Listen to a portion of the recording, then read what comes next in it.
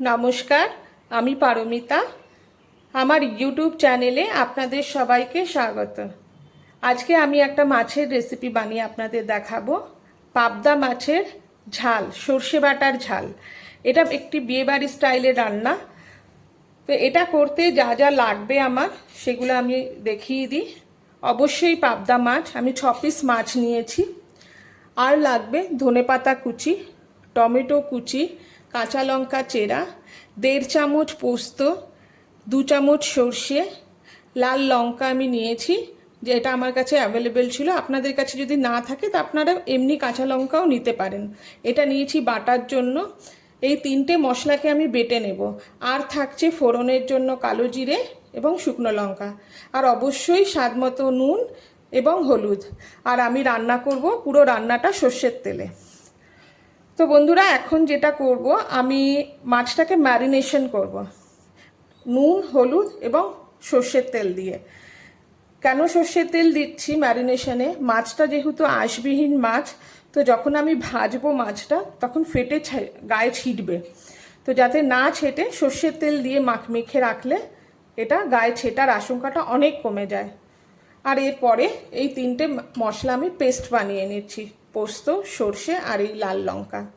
তো বন্ধুরা, সব কিছু রেডি করে আবার আপনাদের সামনে আমি আসছি। আমার মাছটা ম্যারিনেশনও হয়ে গেছে এবং আমি মশলাটা বানিয়েও নিয়েছি। সর্ষে, পোস্ত আর কাঁচা লঙ্কা।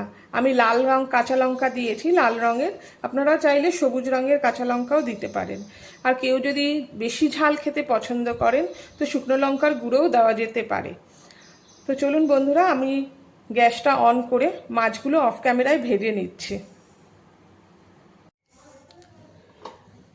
মাছটা আমি পুরো ভেজে নিয়েছি, সুন্দর লাল লাল করে মাছটা ভেজে নিয়েছি। এরপরে এই মাছ ভাজার তেলের মধ্যেই আমি শুকনো লঙ্কা এবং কালো জিরে ফোড়ন দেব। প্রথমে 2টো শুকনো লঙ্কা দিয়ে দেব, এরপরে কালো জিরে দিয়ে দেব।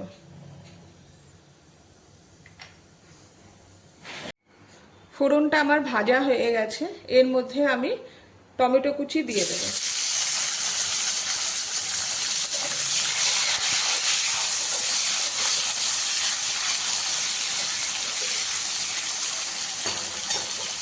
টমেটোটাকে নরম করার জন্য আমি এর মধ্যে একটু নুন দেব।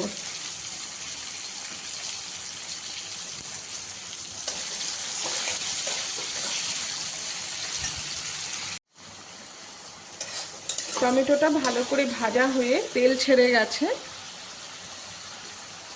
এরপর এর মধ্যে এই বাটা মশলাটা দিয়ে দেব।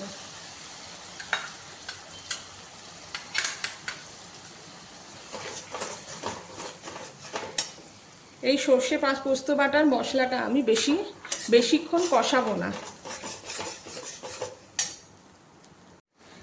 এই মশলাটার মধ্যে প্রথমে হলুদ গুঁড়ো এবং স্বাদ মতো নুন দিয়ে দেবো। যেহেতু মাছ ভাজাতেও নুন আছে এবং আগে টমেটোটা গলানোর জন্য আমি নুন দিয়েছিলাম, তো আমি খুব সামান্য পরিমাণে নুন দেব। দিয়ে মশলাটাকে ভালো করে নাড়াচাড়া করব।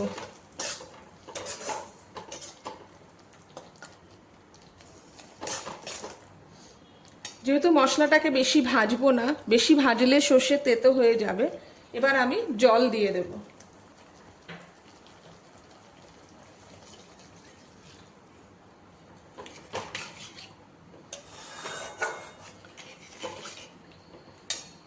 জল দেবার পরে কিছুক্ষণ আমি ফোটার জন্য রেখে দেব।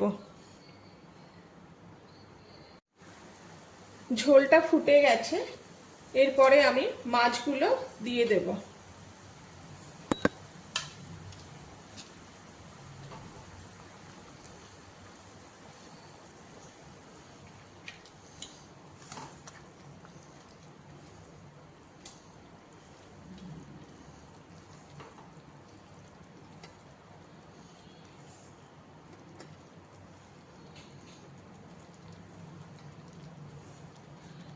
মাছগুলো দিয়ে দেওয়ার পরে কিছুক্ষণ ফুটতে দেব।